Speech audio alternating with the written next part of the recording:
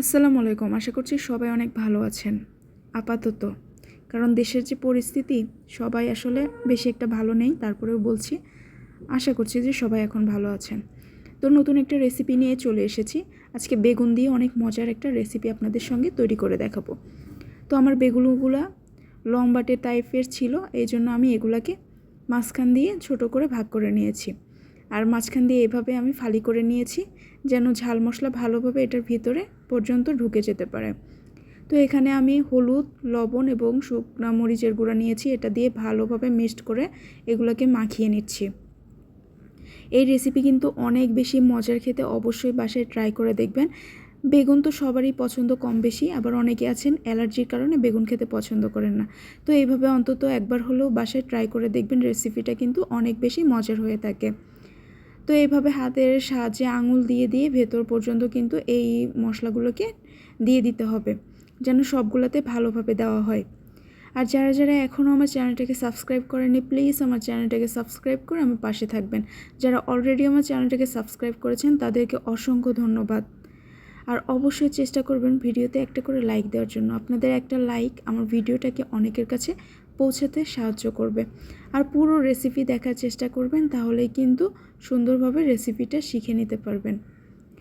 তো এখানে আমি একটা ফ্রাই প্যান নিয়ে নিয়েছি। ফ্রাই প্যানে পরিমাণ মতো সয়াবিন তেল নিয়ে নিয়েছি। এখন এটা তেল গরম হয়ে আসার পরে এখানে আমি বেগুনগুলোকে দিয়ে দিয়েছি। একদম বেশি পরিমাণে তেল দিয়ে এগুলোকে ভাজতে যাবেন না, অল্প পরিমাণে তেল দিয়ে এগুলোকে ভেজে নেবেন আর কি, ভেজে নিতে হবে অবশ্যই কিন্তু। তো এখানে আমি দেওয়ার পরে কিছুক্ষণ অপেক্ষা করছি। যখন বেগুনগুলো একটু ভালোভাবে তেলের সঙ্গে ভাজতে শুরু করবে, এই সময় আমি ঢাকনা দিয়ে এটাকে ঢেকে রেখে দেব। যখন এক পাশ ভালোভাবে ভাজা হয়ে যাবে, এই পর্যায়ে আমি ঢাকনাটাকে উঠিয়ে এগুলাকে একটু উল্টিয়ে পাল্টিয়ে দেব যেন অপর পাশটাও ভালোভাবে ভাজা হয়। তো আমি উল্টিয়ে এগুলোকে সবগুলোকে সুন্দরভাবে এপাশ ওপাশ করে উল্টিয়ে দিচ্ছি। আমি কিন্তু কিছু বেগুনের কিন্তু বোঁটাসহ সুন্দরভাবে পরিষ্কার করে সামান্য পরিমাণ বোঁটাসহ রেখেছি। আপনারা চাইলে কিন্তু বোঁটাটাকে ফেলে দিতে পারেন, কিংবা বোঁটাটাকে রেখে দিতে পারেন। খাওয়ার সময় কিন্তু অবশ্যই ফেলেই খেতে হবে।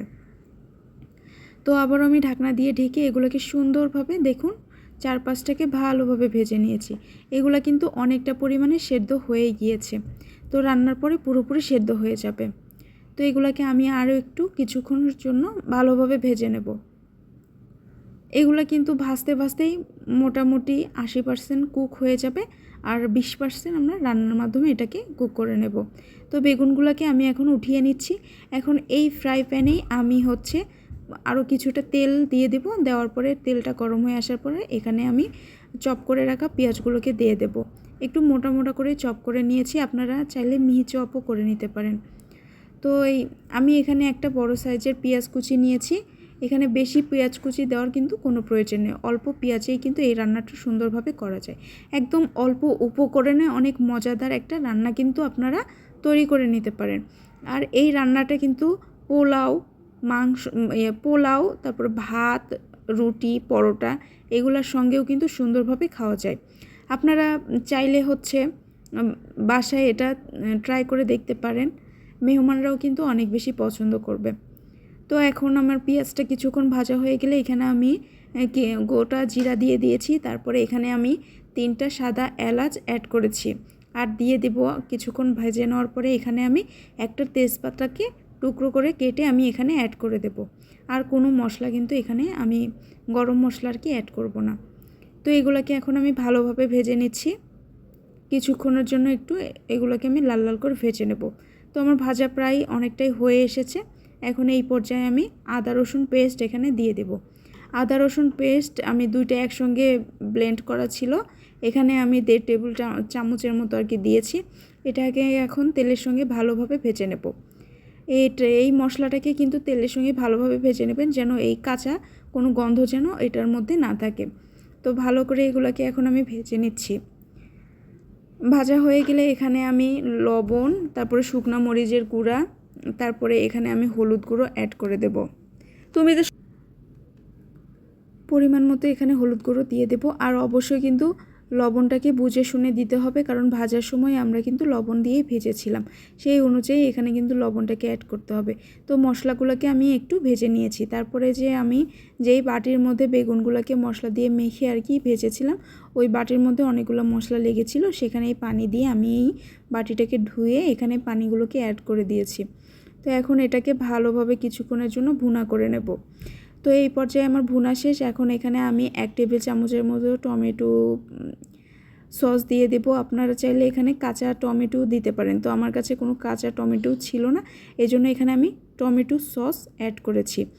আপনারা চাইলে কাঁচা টমেটোর পরিবর্তে টমেটো সস দিতে পারেন, কিংবা টমেটো দেওয়ার পরেও কিন্তু এখানে সস অ্যাড করতে পারেন, এতে করে টেস্ট কিন্তু আরও বেড়ে যাবে। তো আমার মশলাটাকে ভালোভাবে ভুনা করা হয়ে গিয়েছে। এখন আমি এখানে বেগুনগুলো ভেজে রেখেছিলাম, সেগুলোকে দিয়ে ভালোভাবে উল্টিয়ে পাল্টিয়ে এখানে আমি মশলার সঙ্গে মিশিয়ে নেওয়ার পরে এখানে আমি কিছুক্ষণের জন্য ঢাকনা দিয়ে ঢেকে রান্না করে নেব।